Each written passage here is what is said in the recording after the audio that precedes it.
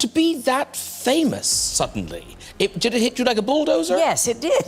Yes, it did indeed. No, I think it sent me into therapy and analysis and all of that, because it's like, what's going on? Yeah. She was the voice that defined a generation. Julie Andrews, whose songs could lift spirits and stir emotions in even the hardest of hearts. But behind the charm of Mary Poppins and the grace of Maria von Trapp, Julie Andrews carried a personal struggle, one that she kept hidden from the world for years. Now, at 89, she's finally sharing the truth behind it all. What really happened when she lost her voice? Why did she turn down some of Hollywood's biggest offers? And what was the heartbreaking reality of her final years with Blake Edwards? For the first time, Julie Andrews is revealing everything, and the truth is more unexpected than you might think. Stick with us. This story will change everything you thought you knew about a Hollywood legend. Julie Andrews had it all, then Hollywood turned its back on her. Julie Andrews had a voice like no other, pure, powerful, and unforgettable. When she stepped onto the Hollywood stage in the early 1960s, it seemed like nothing could stop her. She wasn't just talented, she was magical. But as quickly as she rose, the same industry that made her a star would eventually turn its back on her. It all started in 1964. Andrews took on the role that would define her career, Mary Poppins. Walt Disney had spent years searching for the perfect actress, and when he saw Andrews perform on Broadway, he knew she was the one. She had the voice, the presence, and just the right touch of mischief. When Mary Poppins premiered on August 27, 1964, audiences were spellbound. The film was a smash hit, earning over $31 million at the box office, a staggering number at the time.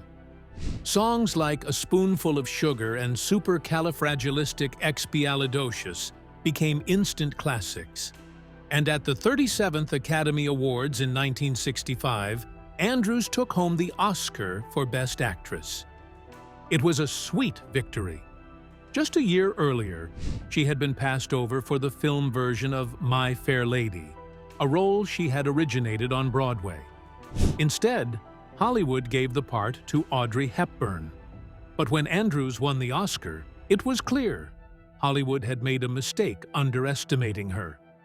And then came The Sound of Music. Premiering on March 2, 1965, the film was an even bigger sensation.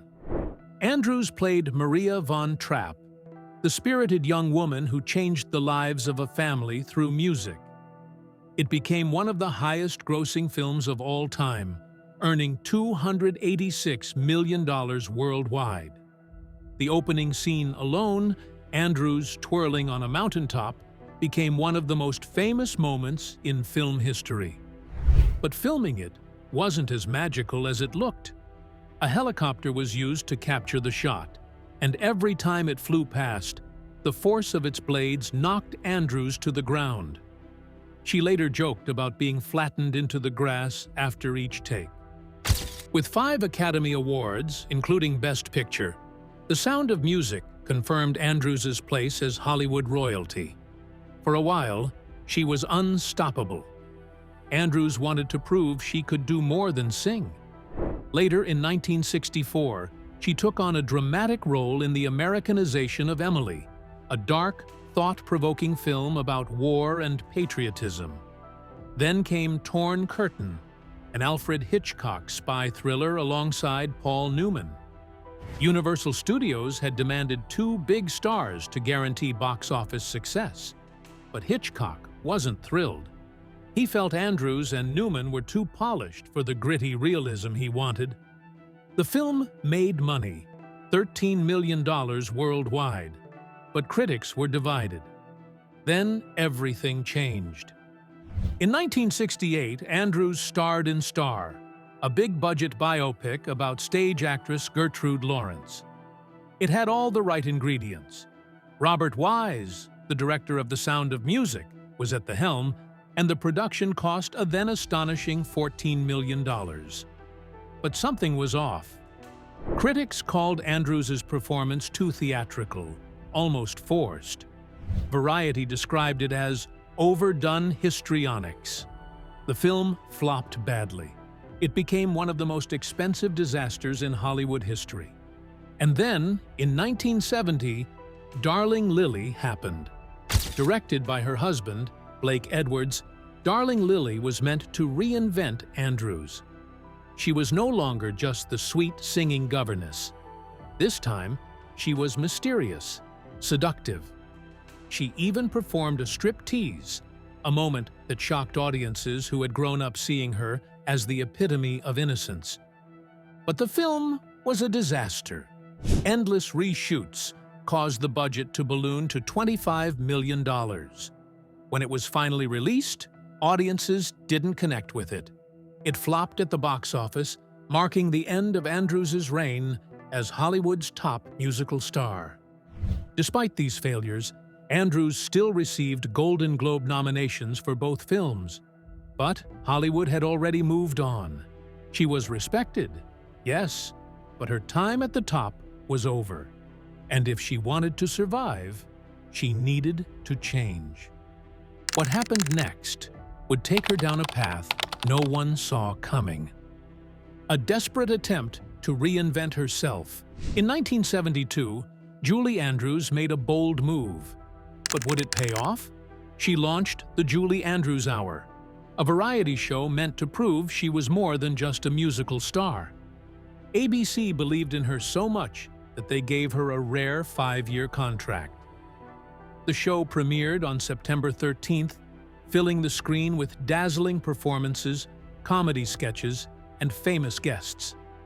It was a chance for Andrews to show her versatility. But behind the glamour, trouble was brewing. Critics adored it. They praised her charm, her humor, her ability to do more than just sing. But there was one problem: ratings. The show aired on a tough night, competing with some of the biggest programs on television. Viewers didn't tune in the way ABC had hoped. Week after week, the numbers dipped. The network started to panic. After just one season and 24 episodes, ABC made a decision that shocked even Andrews. They pulled the plug in April 1973. Then something shocking happened. Just a month later, the Julie Andrews Hour won big at the Emmy Awards. 7 wins out of 10 nominations, including Outstanding Variety Musical Series. It was a critical triumph, yet it was already gone. How could a show that won so many awards be considered a failure? To soften the blow, ABC offered her 5 variety specials over the next few years. But deep down, Andrews knew the truth. Hollywood was changing, and she had to change with it. The question was, how? She took a risk, one no one saw coming. She stepped into the smoky, unpredictable world of nightclubs. For someone who had built a career on elegance and wholesomeness, this was a shocking move. Nightclubs were raw, intimate, filled with jazz singers and edgy comedians, not the typical setting for a Disney darling.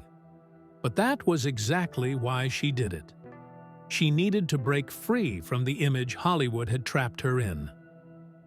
Under the spotlight of dimly lit lounges, Andrews transformed.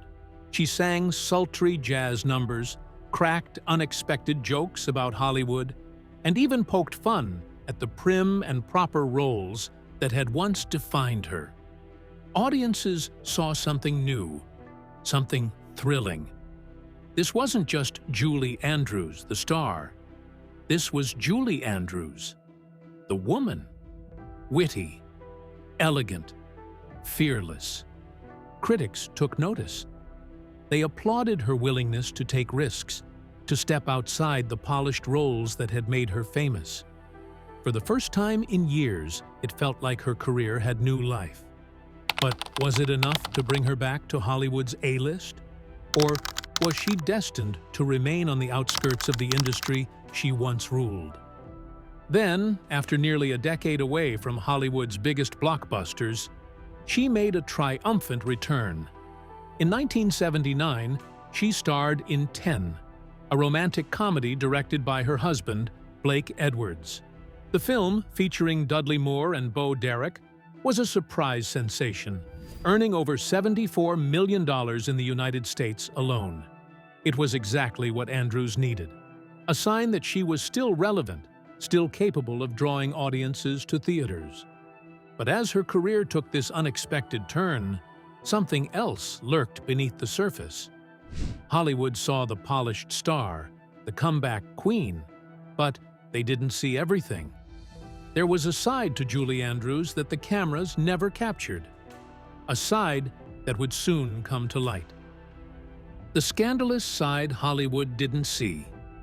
Julie Andrews had spent years being known as the wholesome, picture-perfect star of family-friendly musicals. But what if she could be something else? What if she could shock the very industry that had put her on a pedestal? That moment came in S.O.B. in the early 1980s. The film, a satire about Hollywood's dark side, was already controversial. But when Andrews, yes, Mary Poppins herself, appeared topless on screen, audiences were stunned. It was as if she had shattered the image Hollywood had built for her. People gasped. Some were outraged. Others were in awe. Was this a desperate attempt to break free from her past? Or was it something more? A message that she was in control of her career, not the industry that had tried to box her in. But S.O.B. was just the beginning. The very next year, Andrews took on a role that no one saw coming, one that challenged everything people thought they knew about her. In Victor Victoria, she played Victoria Grant, a down-on-her-luck singer in Paris who hatches a wild plan.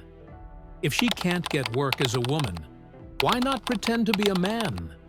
A man pretending to be a woman. Count Victor Grzinski was born, and Andrews's performance was nothing short of revolutionary. The film tackled themes of gender and identity in a way Hollywood had never dared before, and audiences loved it. The film made over $28 million in the United States alone. Andrews won the Golden Globe for Best Actress in a comedy or musical. She even earned an Academy Award nomination, proving she wasn't just breaking boundaries, she was thriving. For the first time in years, Hollywood saw her as something more than the sweet, singing governess. She was bold, she was fearless, and she was in control. Julie Andrews had proven she could take on anything. So why did Julie suddenly step back, turning down some of Hollywood's biggest offers? How did she go from her greatest reinvention to losing the very thing that made her famous? To understand this, we need to rewind to where it all began, when a young girl with an extraordinary gift first discovered the power of music. From humble beginnings to Broadway fame. Julie Andrews was born Julia Elizabeth Wells on October 1st, 1935. Growing up in England, she didn't have an easy childhood. Her mother, Barbara Ward Morris, was a talented pianist with dreams of performing on stage. But those dreams were put on hold after she married Julie's father, Edward Charles Wells, a schoolteacher. Unfortunately, their marriage didn't last through World War II, and in 1943, Barbara remarried Ted Andrews, a Canadian-born vaudeville performer. This second marriage changed Julie's life in ways she couldn't have imagined. Ted and Barbara traveled around England during the war, entertaining soldiers, and it was through this experience that Julie was introduced to the world of music and performance. Little did she know that her life was about to take a turn toward greatness. At just 14 years old, Julie uncovered a secret that would rock her world. Edward Wells, the man she had always called her father, wasn't her biological dad. Instead, her real father was a family friend, someone who had been involved in an affair with her mother. While the revelation was shocking, Julie's relationship with Edward remained unchanged. She still held him close in her heart and maintained a strong bond with him for the rest of his life. But it was her stepfather, Ted, who played a key role in nurturing her extraordinary musical talent. He quickly recognized her gift. Julie had perfect pitch and a vocal range that amazed even the most seasoned musicians. Ted became Julie's first teacher, helping her hone her voice and training her in the art of performance. Music was in her blood. Her aunt owned a dance school, and another relative was a well-known concert artist. Surrounded by a family steeped in the arts, it was clear that Julie's path was destined for the stage. Julie's formal musical training began when she was just 8 years old. She studied under Madame Lillian Stiles-Allen, a respected soprano. Madame Stiles-Allen saw something special in Julie, something that went beyond talent. She saw a once-in-a-lifetime performer. She even went so far as to say that Julie was the reincarnation of one of the greatest opera singers of the 19th century, Adelina Patti. This early training was rigorous and demanding, but it shaped Julie into the performer she would later become. One of the most significant lessons Madame Stiles-Allen taught Julie was the idea of professionalism. She would often say, "The amateur works until he can get it right. The professional works until he cannot go wrong." These words stuck with Julie, pushing her to train with intense focus and dedication. She traveled long distances, often alone, to study with her teacher. Though the conditions were harsh, staying in a cold, gas-lit room, Julie loved every minute of it. The long nights spent sipping homemade ginger beer with her teacher and hearing stories about legendary musicians became moments she would cherish forever. By the time Julie was 12, she had already begun making a name for herself in the world of music. On October 22, 1947, she made her professional debut at the London Hippodrome in Starlight Roof, a musical revue. Julie performed Je suis Titania, a challenging aria from the opera Mignon, and stunned the audience. The crowd gave her a standing ovation, and from that moment on, she was known as Britain's youngest prima donna. Her rise to fame continued rapidly. At just 13, she performed for King George VI and Queen Elizabeth at the Royal Command Variety performance at the London Palladium. No solo performer that young had ever been invited before, making it a historic moment. But it wasn't just her singing that set her apart. It was her ability to act. She appeared in pantomimes and musicals, including roles like Cinderella, which showcased her talents as an actress, adding a layer of warmth and humor to her performances. By the time she was 19, Julie had already made her Broadway debut in The Boyfriend on September 30, 1954, at the Royal Theatre. Her portrayal of Polly Brown, a young girl dreaming of romance in the French Riviera, was an instant hit. Her clear, effortless voice and natural charm made her impossible to ignore. Julie's performance earned her the Theatre World Award for Outstanding Broadway Debut in 1955, and soon after, she was offered the role of Eliza Doolittle in My Fair Lady. On March 15, 1956, My Fair Lady opened on Broadway, and Julie's portrayal of Eliza became legendary. She effortlessly transformed from a rough, unpolished flower girl into a sophisticated lady, with songs like I Could Have Danced All Night becoming iconic. The show ran for over 2,700 performances, making it one of Broadway's longest-running musicals at the time. But something went wrong in 1995. The tragedy that changed everything. Julie Andrews was at the peak of her Broadway career, dazzling audiences in Victor Victoria, when she began to feel an unsettling strain in her voice. What started as a minor hoarseness soon turned into something more serious. At first, She thought it was just fatigue, something that would go away with rest. But this time, it didn't. By the time she reached 1997, things had only gotten worse. Doctors discovered a lesion on her vocal cords. Some thought it was just benign nodules, while others believed it was a polyp. Either way, the years of intense singing had taken a toll on her voice. The doctor's advice was simple: take it easy and rest. But Julie wasn't ready to just sit back and let it fade. She wanted a real solution. In June of 1997, Julie went in for what was supposed to be a routine surgery at Mount Sinai Hospital in New York. The plan was simple: remove the lesion and restore her voice. But what happened next changed her life forever. The surgery, instead of fixing the problem, left her with permanent scarring on her vocal cords. The scarred tissue stopped her cords from vibrating properly, and her once beautiful voice was gone. Even speaking became a struggle. At the time, vocal cord surgeries were still risky. Doctors used forceps or lasers, both of which could cause scarring, but they never fully explained the dangers to Julie. The damage was done, and the reality was devastating. She could never sing again. Her worst fear had come true. In 1998, her husband, Blake Edwards, shared the heartbreaking truth with the world. Julie would never sing again. Losing her voice felt like losing a part of her soul. Julie fought back, filing a malpractice lawsuit against the hospital and the surgeons, claiming they had not warned her about the risks. The case was settled privately in 2000, but the damage had already been done.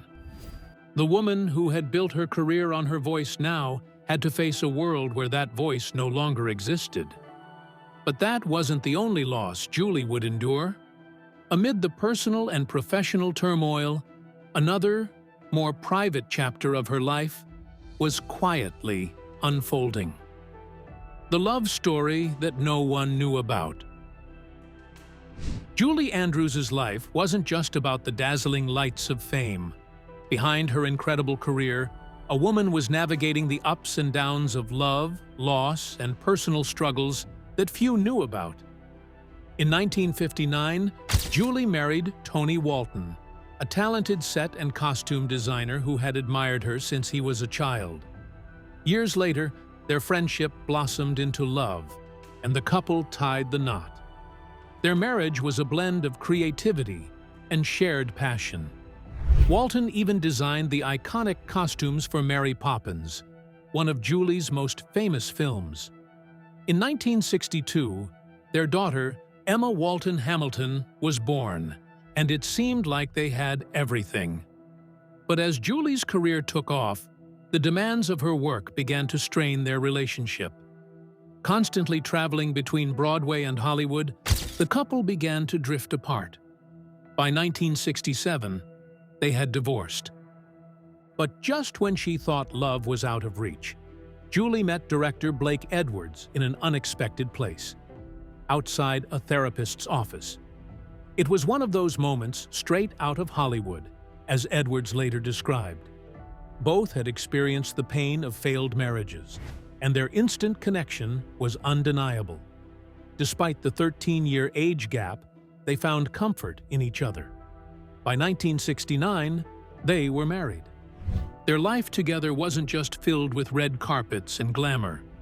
Julie became a stepmother to Edwards's children, and in the mid-70s, they adopted 2 daughters from Vietnam, Amy and Joanna.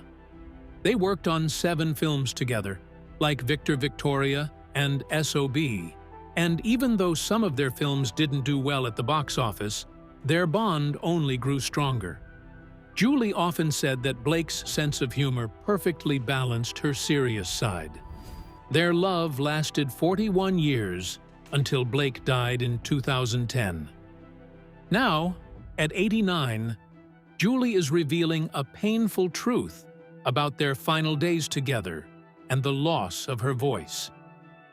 Julie Andrews, now 89, has opened up about the deeply emotional chapters of her life, sharing intimate details about her struggles. She spoke about her late husband's final years, describing how his illness profoundly affected her. "It was heartbreaking to see him struggle," she admitted, reflecting on their time together. Julie also revealed the pain of losing her singing voice, a defining part of her identity. "I felt as if I'd lost a piece of myself," she confessed, explaining how it led to a period of depression where she mourned both her voice and her beloved partner. Despite this, Julie has found solace in writing, which she calls a new way to express herself. While she misses singing very, very much, she takes comfort in using words to preserve her legacy and connect with future generations. Thanks for watching, fam. If you enjoyed this video, be sure to like and subscribe to our channel. While you're still here, check out the next video that pops up on your screen. You'll love it.